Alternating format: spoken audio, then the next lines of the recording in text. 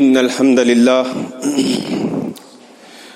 نحمده ونستعينه ونستغفره ونعوذ بالله من شرور أنفسنا ومن سيئات أعمالنا من يهده الله فلا مضل له ومن يضلل فلا هادي له وأشهد أن لا إله إلا الله وحده لا شريك له وأشهد أن محمدا عبده ورسوله أما بعد يا أيها الذين آمنوا اتقوا الله حق تقاته ولا تموتن إلا وأنتم مسلمون يا أيها الناس اتقوا ربكم الذي خلقكم من نفس واحدة وخلق منها زوجها وبث منهما رجالا كثيرا ونساء واتقوا الله الذي تساءلون به والأرحام إن الله كان عليكم رقيبا يا أيها الذين آمنوا اتقوا الله وقولوا قولا سديدا يصلح لكم أعمالكم ويغفر لكم ذنوبكم ومن يطع الله ورسوله فقد فاز فوزا عظيما أما بعد فإن خير الحديث كتاب الله وخير الهدي هدي محمد صلى الله عليه وسلم وشر الأمور محدثاتها وكل محدثة بدعة وكل بدعة ضلالة وكل ضلالة في النار أما بعد اللهم إني أسألك علما نافعا ورزقا طيبا وعملا متقبلا اللهم إني أعوذ بك من عذاب القبر ومن عذاب جهنم ومن فتنة المحيا والممات ومن شر فتنة المسيح الدجال اللهم رب زدني علما اللهم رب زدني علما اللهم رب زدني علما رب اشرح لي صدري ويسر لي امری واحلل عقدۃ من لسانی یفقہوا قولی رب یسر ولا تعسر وتمم بالخیر۔ بے شک تمام تعریف اکیلے اللہ وحدہ لا شریک کے لیے سزاوار ہے۔ ہم اس کی حمد بیان کرتے ہیں، ہم اس سے مدد طلب کرتے ہیں، ہم اس سے توبہ کرتے ہیں، ہم اس سے مغفرت طلب کرتے ہیں۔ ہم اللہ رب العالمین کی ایسی حمد بیان کرتے ہیں جو مکمل مسلسل موسلادھار ہو، اور اس کی یکے بعد دیگر نازل ہونے والی نعمتوں کا شکر ادا کرتے ہیں، ایسا شکر جس میں مسلسل اضافہ ہوتا رہے۔ اور بے پناہ درود و سلام ہو اللہ کے نبی صلی اللہ علیہ وسلم اور آپ کے اصحاب پر۔ اللہم صلی علی محمد وعلی آل محمد کما صلیت علی ابراہیم وعلی آل ابراہیم انک حمید مجید۔ اللہم بارک علی محمد وعلی آل محمد کما بارکت علی ابراہیم وعلی آل ابراہیم انک حمید مجید۔ حاضرین جمعہ، میرے دینی ملی اسلامی بھائیوں، پردہ نشین خواتین و حضرات، میری ماؤں بہنوں، آج کے خطاب کا عنوان کہ بعض دفعہ مصیبتیں فائدہ مند ہوتی ہیں، بعض دفعہ آزمائشیں، تکلیفیں، حادثات مددگار ہوتے ہیں۔ یہ زمانہ کورونا کا چل رہا ہے۔ آج ہر شخص اس وبا سے خوف زدہ دکھائی دیتا ہے، لیکن اس سے بچنے کی جو تدابیر ہے ان کو اختیار کرتا ہوا کوئی دکھائی نہیں دیتا۔ کورونا سے بچنا ہے یا کورونا ایک سازش ہے؟ جیسے ایک چیز معاشرے میں عام ہو گئی ہے کہ یہ جو کورونا ہے یہ سازش ہے، اسے کوئی اللہ کا عذاب ماننے کو تیار ہے ہی نہیں، سب اسے سازش ہی مان رہے ہیں۔ اگر فرض کر لیں یہ سازش ہے تب بھی تو اللہ کا عذاب ہی ہے، کیونکہ اللہ رب العالمین نے ہم پہ ایسے ظالموں کو مسلط کر دیا ہے جو ہمارے خلاف ایسی ایسی سازشیں کر رہے ہیں۔ تو یہ قاعدہ، یہ اصول انسانیت مسلمان کو معلوم ہونا چاہیے کہ اگر اللہ کا عذاب آتا ہے تو وہ کسی ویکسین یا لاک ڈاؤن سے دور ہونے والا نہیں۔ اللہ کا عذاب معصیت کے ترک کرنے سے، گناہوں کے چھوڑنے سے دور ہوگا۔ اور آج پوری انسانیت سب کرنے کو تیار ہے، پوری دنیا کو بند کرنے کو تیار ہے، لاک ڈاؤن کرنے کو تیار ہے، معصیت اور گناہ کے کام چھوڑنے کو تیار نہیں۔ امام ذہبی رحمۃ اللہ علیہ کے زمانے میں ایک دفعہ طاعون پھیلا، پلیگ پھیلا، بہت لوگ مارے، ہزاروں لوگ مارے گئے۔ تو اس زمانے کے خلیفہ نے، اس زمانے کے بادشاہ نے، اس زمانے کے حاکم نے کیا کیا؟ لاک ڈاؤن لگایا، वैक्सीन लगाया, उन्होंने पूरे मुल्क में ऐलान जारी कर दिया जितने नाच गाने के आलात हैं सब तोड़ दिए जाएं और जितने नाच गाने करने वाले हैं सबको उठाकर जेलों में बंद कर दिया जाए। तो मालूम यह हुआ कि अल्लाह रब्बुल आलमीन का अज़ाब मासियत के कामों को तर्क करने से जाता है, वरना ये कोरोना 3 साल क्या 10 साल भी रहेगा।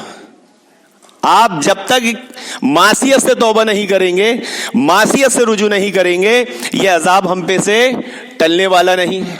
और आज उम्मत मुस्लिमा का यह हाल है कि वो सब कुछ करने को तैयार है।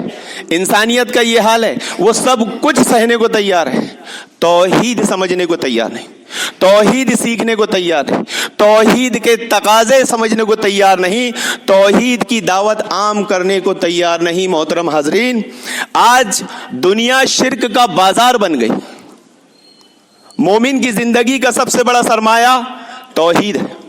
मोमिन की निजात का सबसे बड़ा सहारा तौहीद है। मोमिन के नामाए अमाल में सबसे बड़ा अमल, सबसे वजनी अमल तौहीद है। इस्लाम का पूरा इल्म कलाम, शरीयत का सारा निज़ाम तौहीद है। तौहीद ही अव्वल, तौहीद ही आखिर। एक मोमिन की जिंदगी की इब्तिदा तौहीद से होती है और उसका खात्मा बिल खैर भी तौहीद है। जन्नत की कुंजी तौहीद है, दुनिया में सआदत तौहीद है, आखिरत में मोमिन की शफात तौहीद पर ही मौकूफ होगी। और अंबिया अलैहिमुस्सलाम की दावत का नुक्ता आगाज ही तौहीद है। और अफसोस के साथ कहना पड़ता है कि आज उम्मत मुस्लिमा की बड़ी अक्सरियत तौहीद से महरूम है। आज पूरी दुनिया शिर्क का बाजार बन गई।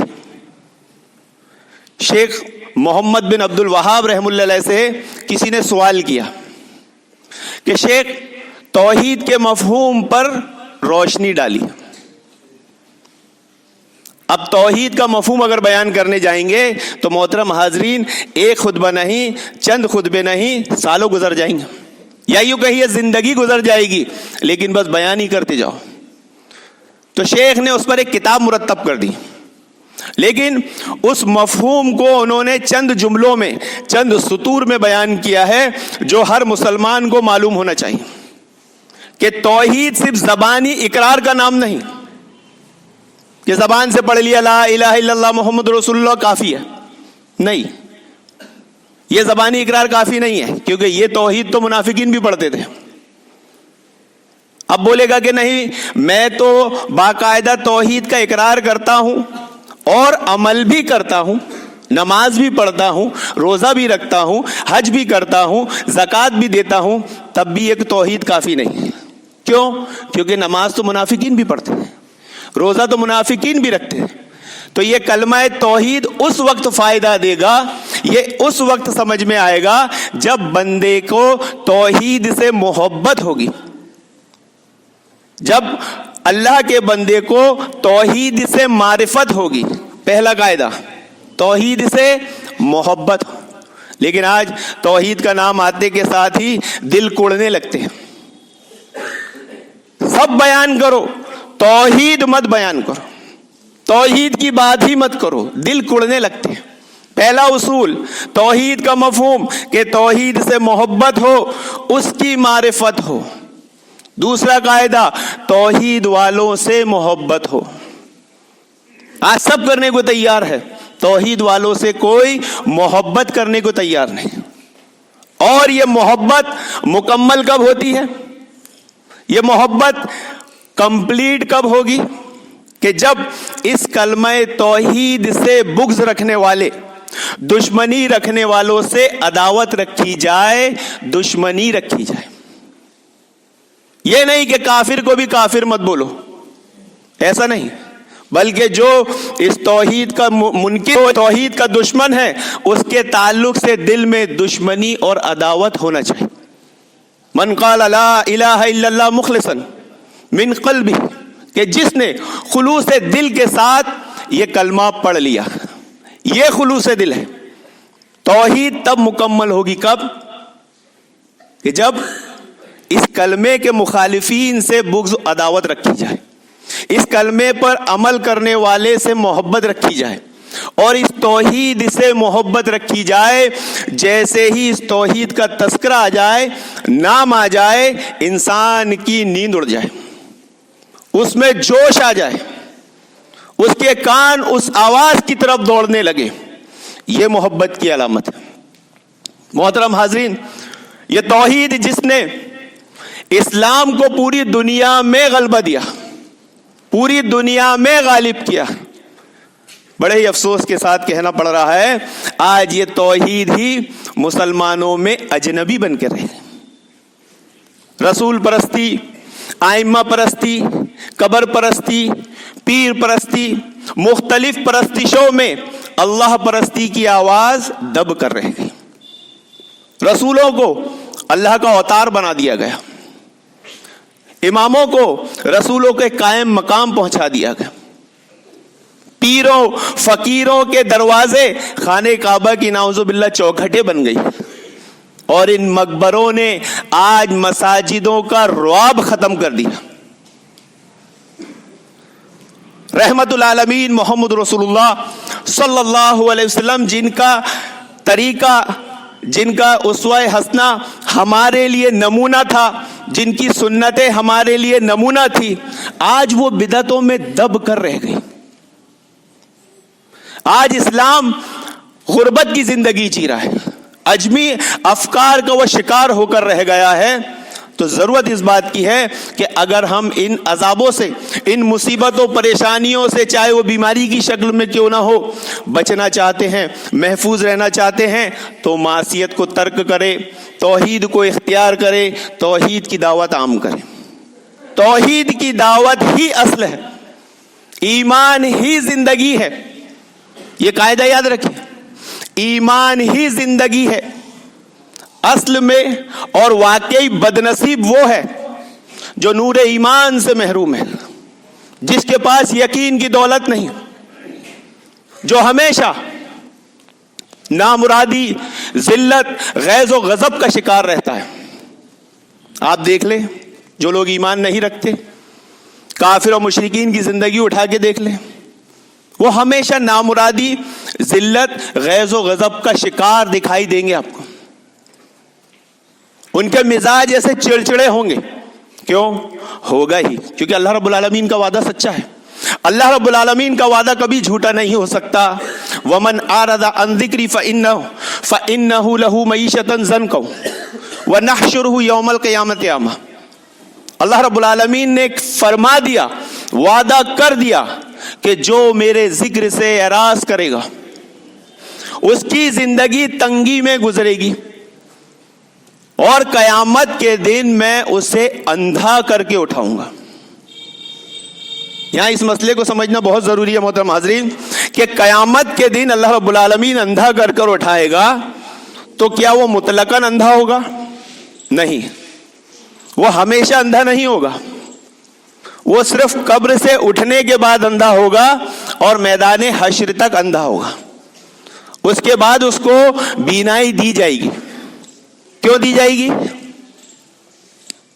یہاں اللہ رب العالمین نے یہ قاعدہ کیوں رکھا؟ تاکہ وہ جہنم کی آگ دیکھے، تاکہ وہ اللہ کا عذاب دیکھے۔ یہ دیکھنا جو ہوتا ہے نا، یہ انسان کو جھنجھوڑ کر رکھ دیتا ہے۔ ہم کوئی حادثہ دیکھ لیں، ہم اپنے کسی عزیز کی موت دیکھ لیں، ہم کوئی مسلمان پر ہوتا ہوا ظلم دیکھ لیں، کیسے دل مچلتا ہے۔ تو جو اللہ کے ذکر سے دنیا میں اعراض کرے گا، اللہ رب العالمین اس کی زندگی تنگی میں تو رکھے گا، پلس اسے آخرت میں اندھا کر کر اٹھائے گا، ہمیشہ اندھا نہیں رہے گا، آنکھیں دی جائے گی تاکہ اللہ کا عذاب دیکھے، جہنم کی آنکھ دیکھے، اور احساس کر لے کہ یہ کیا چیز ہے۔ یاد رکھیں محترم حاضرین، اللہ رب العالمین پر ایمان ہی نفس کا تزکیہ ہے، یہ رنج، غم، حزن و ملال کو دور کرتا ہے۔ اللہ رب العالمین پر ایمان کے بغیر زندگی میں کوئی مزہ ہوتا ہی نہیں۔ ملحدین جو نور ایمان سے محروم ہیں، وہ اپنے بوجھ، بیڑیوں، جکڑنوں سے نجات پانے کے لیے کوئی راہ ہی نہیں پاتے. اور یہ قاعدہ ہے کہ بغیر ایمان کے زندگی بدبختی کے سوا کچھ نہیں. اور اللہ رب العالمین کے باغیوں پر ابدی لعنت ہے، ہمیشہ ہمیشہ کی لعنت. کیوں؟ کیونکہ اللہ رب العالمین کا وعدہ سچا ہے. اللہ رب العالمین کا وعدہ کبھی غلط ہو ہی نہیں سکتا. لمبے عرصوں، صدیوں کے شاق تجربے کے بعد عقل اس مقام پر پہنچی ہے کہ بت خرافات ہے، شرک لعنت ہے، الہاد جھوٹ ہے، رسول سچے ہیں. ساری کی ساری بادشاہی، ساری کی ساری تعریف اللہ رب العالمین کے لیے ہے جو ہر چیز پر قادر ہے. جتنا آپ کا ایمان قوی اور کم ہوگا، جتنا آپ کا ایمان سرد اور گرم ہوگا، اتنی ہی آپ کو خوشبختی، راحت، سکینت حاصل ہوگی. یہ اللہ رب العالمین کا قاعدہ ہے. اگر دنیا میں اچھی زندگی جینا ہے، من عمل صالحا، کہ جو نیک عمل کرے، من ذکر او انثی، مرد ہو یا عورت، وہو مومن، اور وہ مومن ہو، فلا نحیینہ حیاتا طیبہ، ہم اسے بہترین زندگی دیں گے. ولا نجزینہم اجرہم باحسن ما کانوا یعملون، اور اس کے عملوں کا اسے بہترین بدلہ دیں گے. یہ اللہ رب العالمین کا وعدہ ہے. اللہ رب العالمین کا وعدہ کبھی غلط نہیں ہو سکتا، کبھی جھوٹا نہیں ہو سکتا. ضرورت اس بات کی ہے کہ ہم اپنا تعلق اعمالوں سے جوڑیں، معصیت کو ترک کریں، نیکیوں سے جوڑیں، توحید کو سمجھیں، توحید کو سیکھیں، توحید کی دعوت کو اس دنیا میں عام کریں. محترم حاضرین، تبھی یہ وبا، یہ بیماری ہم پر سے ٹرے گی.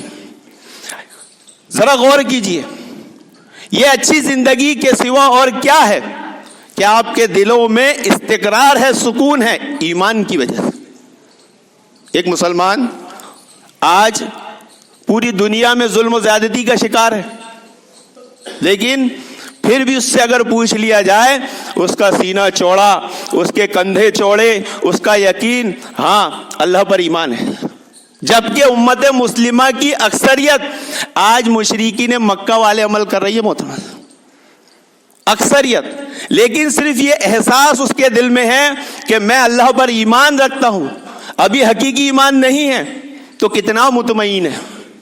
اور جب حقیقی ایمان ہوگا تو کتنا مطمئن ہوگا کہ اس کا دل اللہ رب العالمین کی محبت سے سرشار ہوگا، اس کا ضمیر انحراف سے پاک ہوگا. یہ اچھی زندگی کے سوا اور کیا ہے کہ وہ اچھی اور بری تقدیر پر راضی ہوگا. اور اس ایمان کا ایک قاعدہ یہ ہے، اچھی زندگی کا ایک اصول یہ ہے کہ حادثات کے وقت اس کے اعصاب ٹھنڈے ہوتے ہیں. جو ایمان والے ہوتے ہیں، جن کے دلوں میں حقیقی ایمان ہوتا ہے، وہ حادثات کو دیکھتے ہیں تو ان کے اعصاب کیا ہوتے ہیں؟ ٹھنڈے ہوتے ہیں. آج ہم حادثات دیکھتے ہیں تو فوراً کیا ہوتا ہے؟ کئی مسلمانوں پر ظلم ہو گیا، آؤ ریلی نکالتے ہیں، آؤ ایجیٹیشن کرتے ہیں، آؤ حکومتوں کو ہلا دیتے ہیں، اور طرح طرح کی باتیں اور ہوتی ہیں. تو حادثات کے وقت اعصاب کا ٹھنڈا ہونا یہ ایمان والے کی ایمان کی علامت ہے. یہ اچھی زندگی کے سوا اور کیا ہے محترم حاضرین کہ وہ اللہ کو رب، اسلام کو دین، اور محمد رسول اللہ صلی اللہ علیہ وسلم کو رسول مانتا ہو.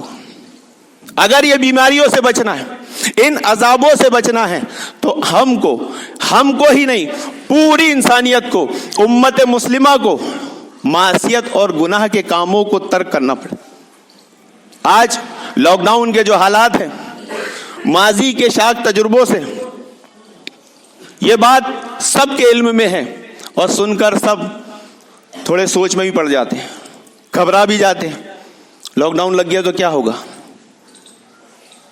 یہ مصیبت ہمارے لیے اور بڑی مصیبت بن جائے گی، یہ حادثہ ہمارے لیے اور بڑا حادثہ بن جائے گا. نہیں محترم حاضرین، یاد رکھے، یہ توحید یہ ہمیں وہ درس دیتی ہے کہ بسا اوقات اللہ رب العالمین لوگوں کو مصائب میں مبتلا کر کے آزماتا ہے اور بسا اوقات انہیں نعمتیں دے کر بھی آزماتا ہے. یہ قاعدہ ہے.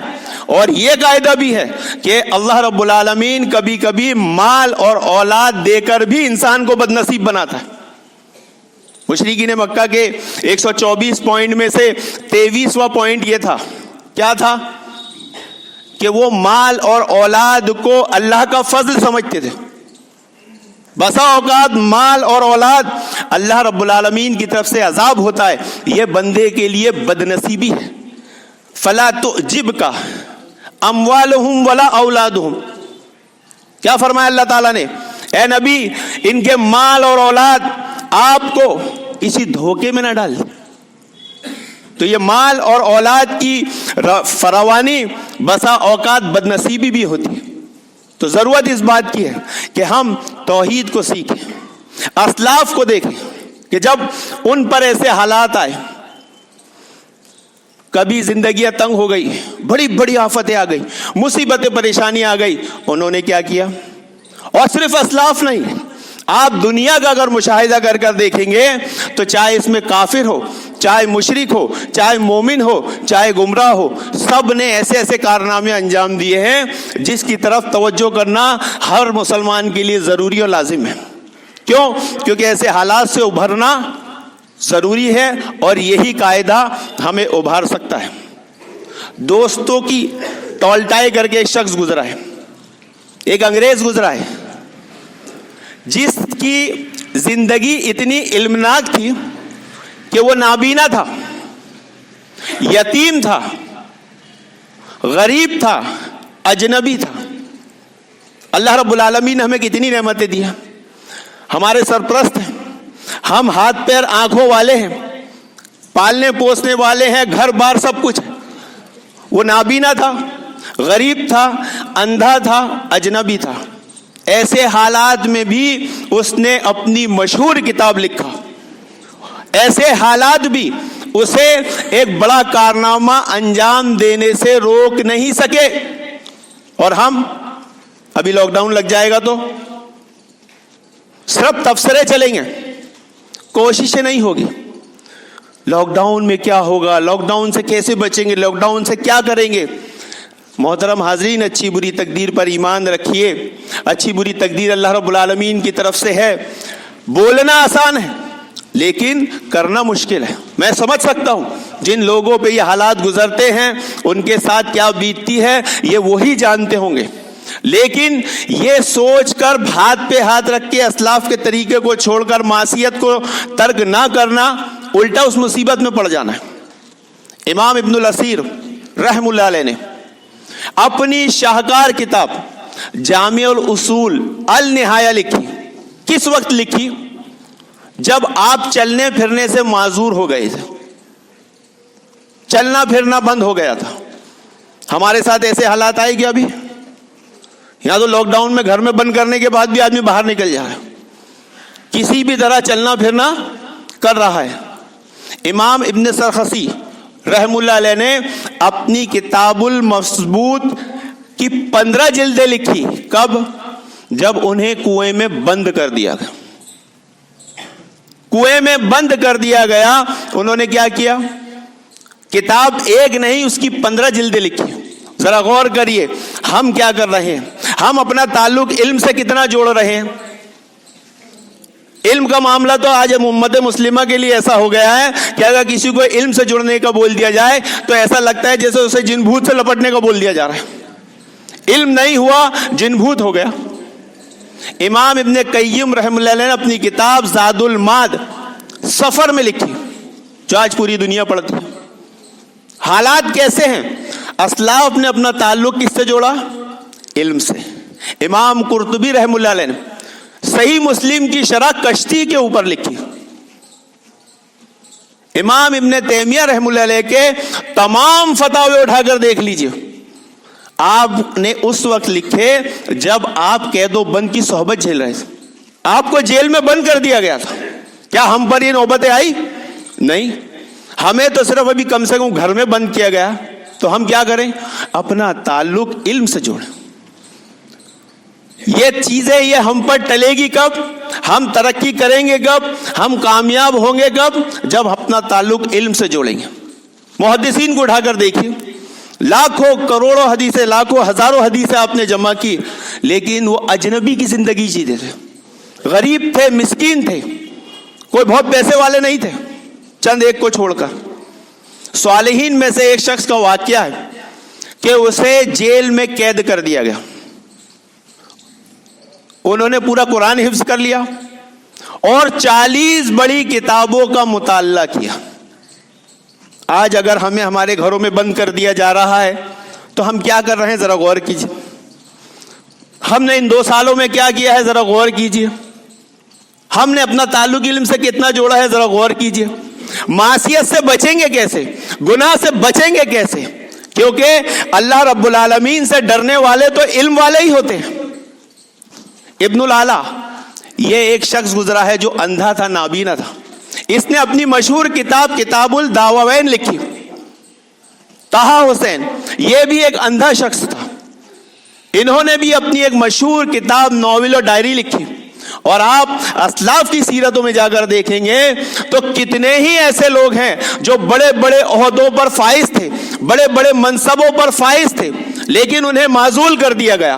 اس کے باوجود بھی انہوں نے علم کے میدان میں ایسے کارنامے انجام دیے جو وہ عہدوں پر رہ کر نہیں دے سکتے تھے.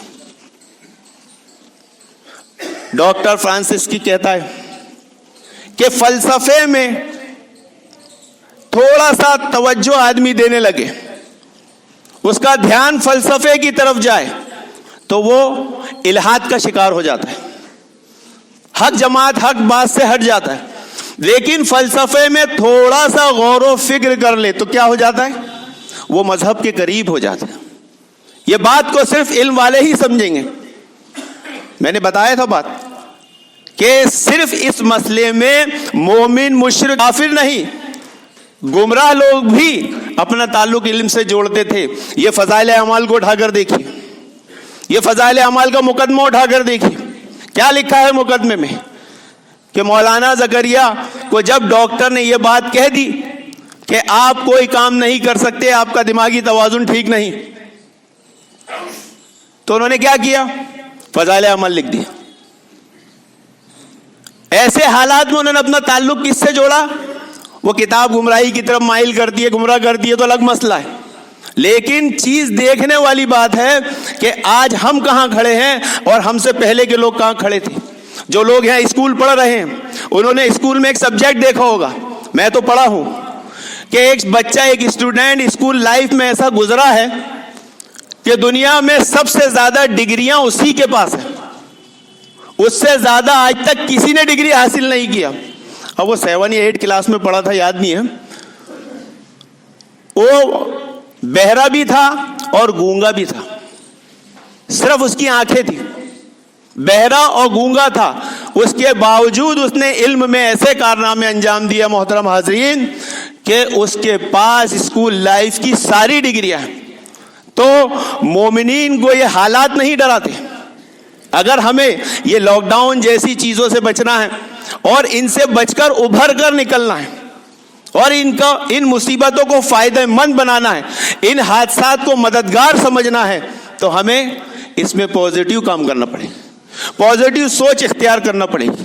توحید تو یہ ہے کہ اللہ تعالی حشر میں کہہ دے، توحید تو یہ ہے کہ اللہ تعالی حشر میں کہہ دے کہ یہ بندہ 2 عالم سے خفا میرے لیے تھا.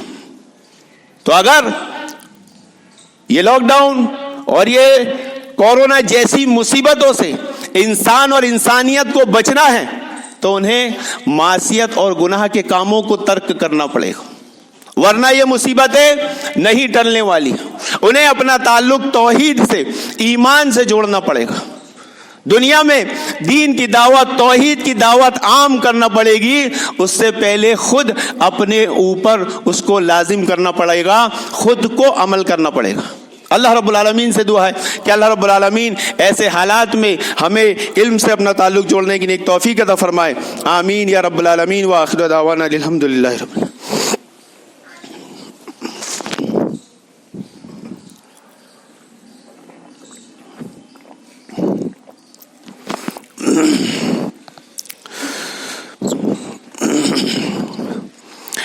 إن الحمد لله نحمده ونستعينه ونستغفره ونعوذ بالله من شرور أنفسنا ومن سيئات أعمالنا من يهده الله فلا مضل له ومن يضلل فلا هادي له وأشهد أن لا إله إلا الله وحده لا شريك له وأشهد أن محمدا عبده ورسوله أما بعد فإن خير الحديث كتاب الله وخير الهدي هدي محمد صلى الله عليه وسلم وشر الأمور محدثاتها وكل محدثة بدعة وكل بدعة ضلالة وكل ضلالة في النار.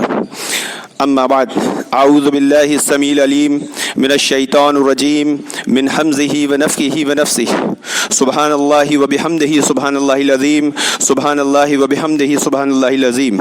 محترم حاضرین، گزشتہ خطبہ اور خطبات جو ہمارے 124 مسائل کے گزرے تھے مشرکین مکہ کے، تو اس کے تعلق سے چند اعتراضات لوگوں کی طرف سے آئے ہیں دیگر مسالک کی طرف سے، کہ جب یہ بات اس میں بتائی گئی کہ مشرکین مکہ کا پہلا عمل شرک تھا، اور وہ شرک کیا تھا؟ وہ شرک وسیلے والا شرک تھا. آج افسوس کے ساتھ کہنا پڑ رہا ہے امت مسلمہ کو یہ تک نہیں معلوم کہ مشرکین مکہ توحید کی کون سی قسم میں شرک کرتے تھے. ایک مسلمان سے پوچھ لیجئے کہ بھائی مشرکین مکہ شرک کرتے تھے تو توحید کی 3 قسمیں ہیں، تو اس میں سے ذرا بتا تو صحیح کس میں شرک کرتے تھے. یہ آج مسلمان کو نہیں معلوم. وہ توحید ربوبیت کے قائل تھے، وہ توحید اسماء و صفات کو مانتے تھے، وہ توحید عبادت کو بھی مانتے تھے، لیکن توحید عبادت میں شرک کرتے تھے. وہ عبادت میں شرک کرتے تھے، ربوبیت میں شرک نہیں کرتے تھے، اسماء و صفات میں نہیں کرتے تھے. تو ایک شخص نے اعتراض کیا کہ آپ نے جو بات بتائی ہے کہ دیکھو قل یا ایھا الکافرون لا اعبد ما تعبدون ولا انتم عابدون ما اعبد ولا انا عابد ما عبدتم ولا انتم عابدون ما اعبد لکم دینکم ولی دین. بولے دیکھو یہ آیت، اس میں تو صاف طور سے مشرکین مکہ کا عقیدہ اللہ رب العالمین فرما رہا ہے کہ تمہارے لیے تمہارا دین ہے، ہمارے لیے ہمارا دین ہے، ہم تمہارے معبود کی عبادت نہیں کرتے، تم ہمارے معبود کی عبادت نہیں کر سکتے اور نہیں کرو گے وغیرہ. تو بولے دیکھو اس میں کہاں ہے، اس میں کہاں ہے؟ تو 124 مسائل میں سے پوائنٹ نمبر 14 بتایا تھا میں نے کہ وہ اثبات اور نفی اپنی عقل سے کرتے تھے. کیسے کرتے تھے؟ اپنی عقل سے. اور ایک اصول معاشرے میں عام ہے جسے آج امت مسلمہ نے بھی اختیار کر لی ہے، اور وہ ہے کہ ایسی بات، ایسی آیت، ایسی حدیث لینا کہ جس میں صراحت نہ ہو، اپنی سمجھ، اپنی عقل گھسائی جا سکے. جیسے شیعہ روافض کرتے ہیں کہ جہاں پر صحابہ کے تعلق سے صاف صریح حکم آتے ہیں کہ اللہ کے نبی صلی اللہ علیہ وسلم نے فرمایا میرے صحابہ کو برا مت کہو، وہ نہیں مانیں گے. لیکن ایسی روایت نکال کے لائیں گے اور پھر بتائیں گے اپنی سمجھ سے کہ دیکھو صحابہ کو برا کہو. تو یہ شیعہ کے اصول آج مسلمانوں میں رائج ہیں کہ وہ صراحت، وضاحت والی آیتوں کو نہیں لیتے ہیں، ایسی بات کو لیتے ہیں جس میں صراحت نہیں، اپنی عقل سمجھ گھسائی جا سکے. اب اس میں کیا سمجھ میں آیا؟ تمہارا معبود تمہارے لیے، ہمارا معبود ہمارے لیے، تمہارا دین تمہارے لیے، ہمارا دین ہمارے لیے. تو یہاں مسئلہ یہ سمجھنا ہے کہ مشرکین مکہ معبود سمجھتے کسے تھے؟ وہ الہ مانتے کسے تھے؟ وہ الہ وسیلے کو ہی مانتے تھے. ان کے وہاں الہ کا مفہوم یہی تھا جو وسیلہ ہے. کیا وسیلہ؟ کہ یہ اللہ تعالیٰ کے نیک بندے ہیں، ہم گناہگار ہیں، ہماری بات اللہ تعالیٰ نہیں سنے گا، ہماری بات اس تک نہیں پہنچ سکتی، یہ ہماری سفارش کریں گے. یہی ان کا شرک تھا. وہ خالق ہونا، مدبر ہونا، رازق ہونا، مالک ہونا کسی کو نہیں مانتے تھے، خالص اللہ رب العالمین کے ساتھ.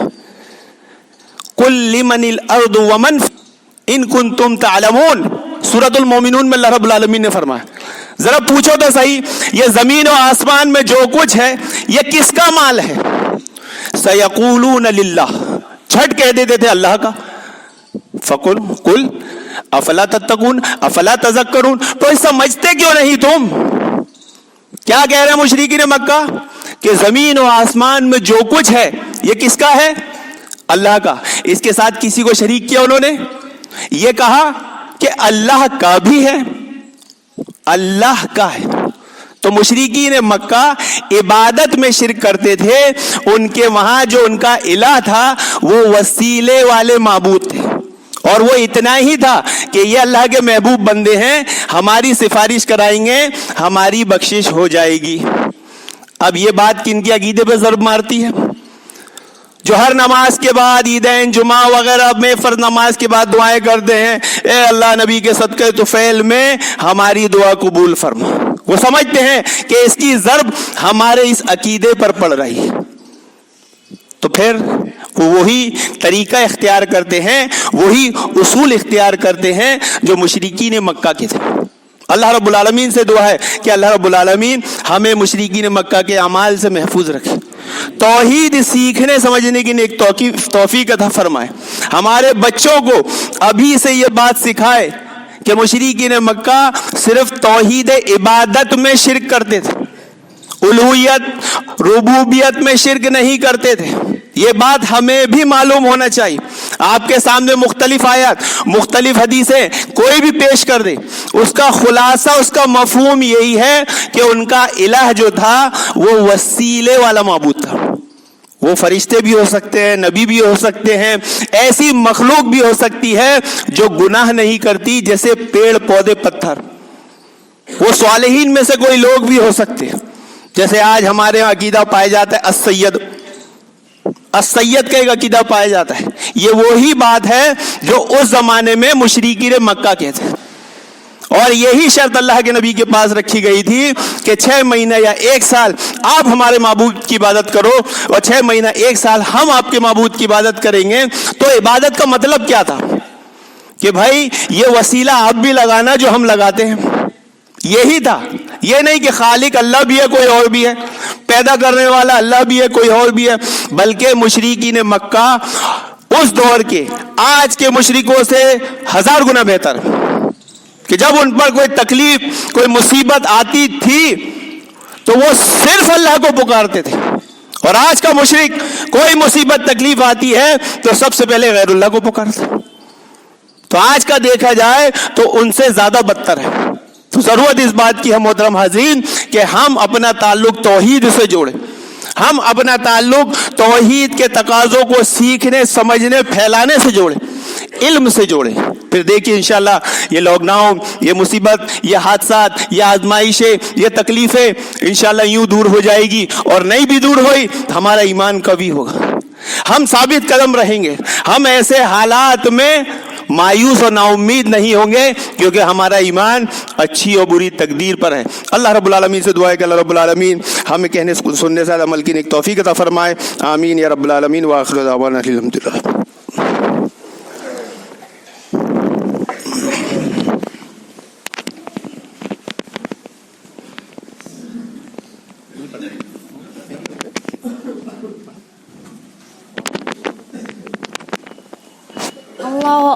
اللہ اکبر اشہد ان لا الہ الا اللہ اشہد ان محمد رسول اللہ حی علی الصلاۃ حی علی الفلاح.